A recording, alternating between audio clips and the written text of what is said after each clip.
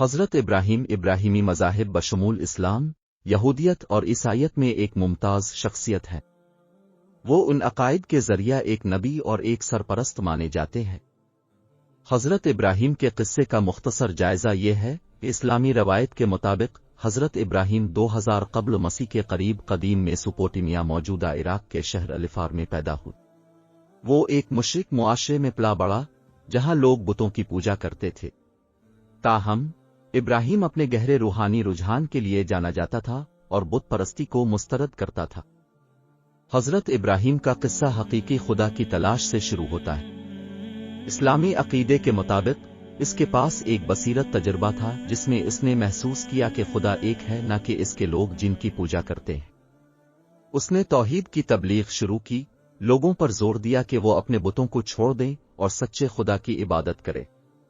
حضرت ابراہیم کو اپنے لوگوں اور یہاں تک اپنے خاندان کی طرف سے مزاحمت اور ظلم و ستم کا سامنا کرنا پڑا۔ ایک مشہور واقعہ میں اس نے مندر میں موجود بتوں کو تباہ کر دیا، سوائے سب سے بڑے کے ٹوٹے ہوئے ٹکڑوں کو اس کے گلے میں ڈال دیا۔ جب اس کے بارے میں سوال کیا گیا تو ابراہیم نے مشورہ دیا کہ سب سے بڑے بت نے دوسروں کو تباہ کر دیا ہوگا۔ اس واقعے نے اس کی برادری کے عقائد کو چیلنج کیا اور خدا کی فطرت کے بارے میں بحث چھیڑ دی۔ حضرت ابراہیم کے غیر متزلزل ایمان اور خدا سے عقیدت کا امتحان عظیم آزمائش کے نام سے مشہور آزمائشوں کے ایک سلسلے کے ذریعے کیا گیا۔ ان آزمائشوں میں مشتعل آگ میں پھینکنا، اپنے بیٹے کو قربان کرنے کے حکم کا سامنا کرنا اور مکہ میں خانہ کعبہ کی تعمیر نو شامل تھی۔ سب سے اہم آزمائش اپنے پیارے بیٹے اسماعیل کو قربان کرنے کا حکم تھا۔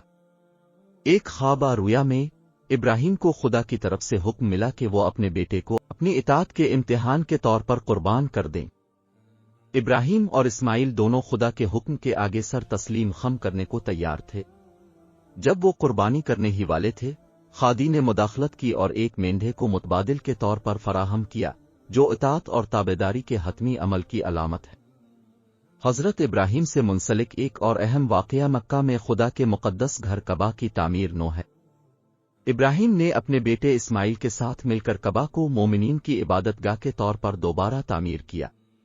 یہ دنیا بھر کے مسلمانوں کے لیے حج کا مرکز بن گیا۔ حضرت ابراہیم نے اپنی پوری زندگی میں غیر متزلزل ایمان، عقیدت اور خدا کے سامنے سر تسلیم خم کرنے کی مثال دی۔ وہ ایک عظیم پیغمبر، بزرگ اور توحید کے نمونے کے طور پر قابل احترام ہے۔